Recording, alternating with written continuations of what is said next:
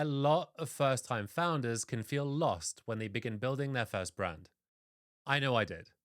They haven't yet developed the muscles for the entrepreneurial process or the habits that make others so successful. But after working with so many of them at Bright and Early, we've seen with our own eyes what actually works and what doesn't. And like most things, it boils down to habits and mindsets. So in this video, I want to share 4 real founder stories from our work and the habits that made their brands really succeed. These are the habits I see again and again, and if you apply them, you can avoid so many common pitfalls and mistakes.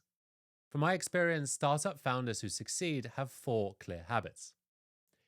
One is they develop one clear offer instead of a collection of products and services. 2, they sell a future vision using brand, not just product. 3, they follow specific proven systems step by step rather than winging it via chaotic experimentation.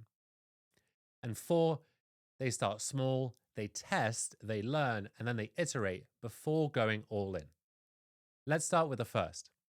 Habit 1. They develop one clear offer instead of a collection of different services and products.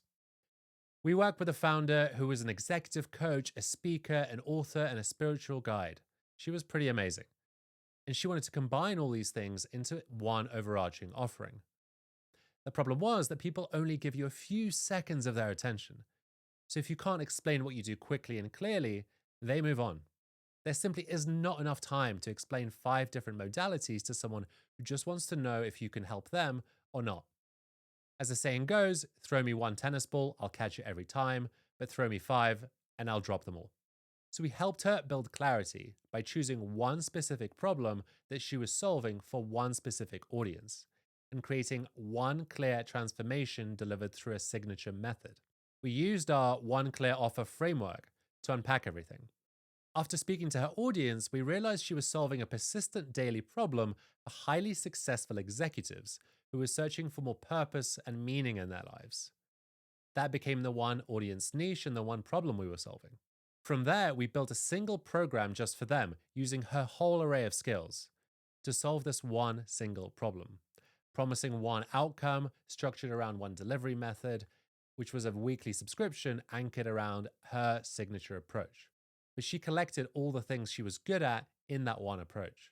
And the moment that it launched, it really resonated. She gained more than 100 subscribers in her first few days, simply because the offer was finally focused and really easy to understand. This process was actually so useful that we then turned this into a tool for founders. We call it the One Clear Offer Sprint, and it's something that anyone can download off our website and apply to their own ideas. So let's move on. Habit number 2. They sell a future vision to their audience using brand, not just the product. So what does this mean? We worked with a first-time founder in LA who was starting a boutique real estate firm. But real estate in LA is crowded, and without a story people care about, he really risked blending into the background. So we worked on shifting his mindset from selling just apartments to building a brand that sold a feeling, a lifestyle, and a vision of intentional living instead. He understood this instinctively and fully embraced the idea of becoming a lifestyle brand rather than just another real estate service. It also helped with future products. For example, a lifestyle brand can sell home goods, clothing, and other paraphernalia. We went deep into research to understand what inspired his audience, and we uncovered something really clear. People craved craftsmanship and attention to detail in their homes. They were drawn to materials that felt considered, natural woods, specific textures, natural elements that made the space feel alive, and small touches that made spaces feel really cared for and considered. We talked about how that created a harmonious space and made it feel like a home. The founder embraced it fully. He wanted to create a vision of intentional high-end living, a world people wanted to step into. The result was significant.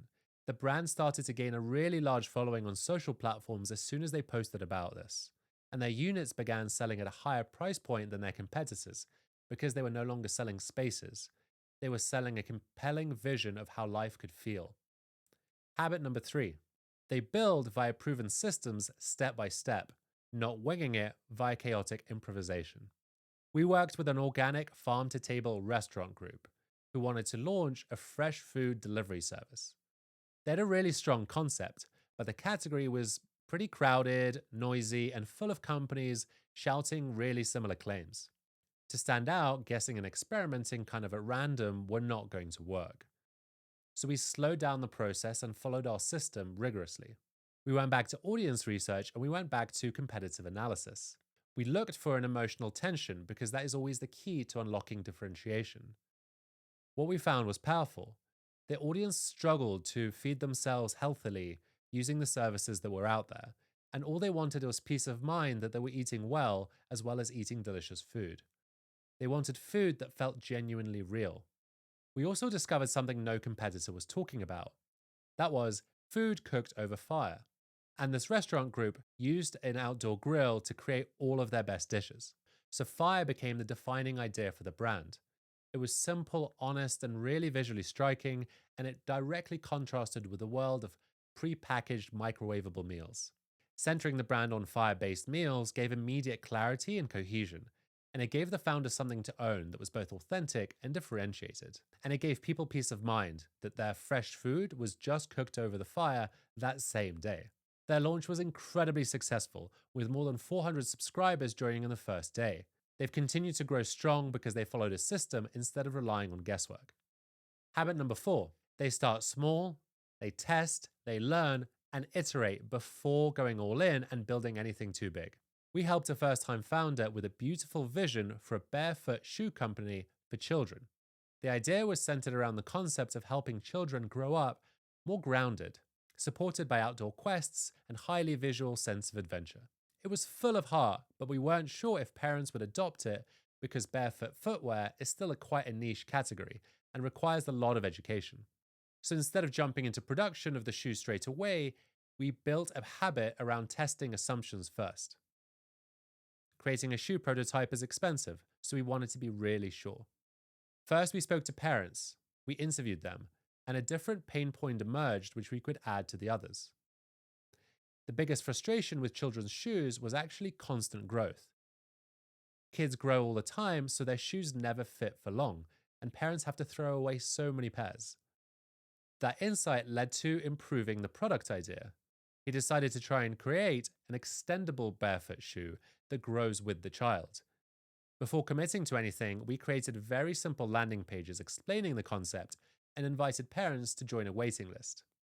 The response validated the idea. Tons of parents gave us their email addresses because they were so interested in the shoe. Parents loved it, and now we had direction backed by real data. Those test results ultimately also helped the founders secure more investment because it actually proved product demand. And this allowed them to build the product faster and with far less risk. These are the 4 habits we consistently see in founders who really succeed.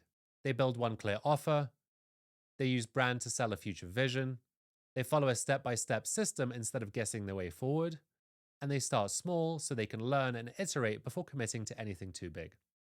If you're trying to create your first offer and want a structured way to package what you do check out our One Clear Offer Sprint.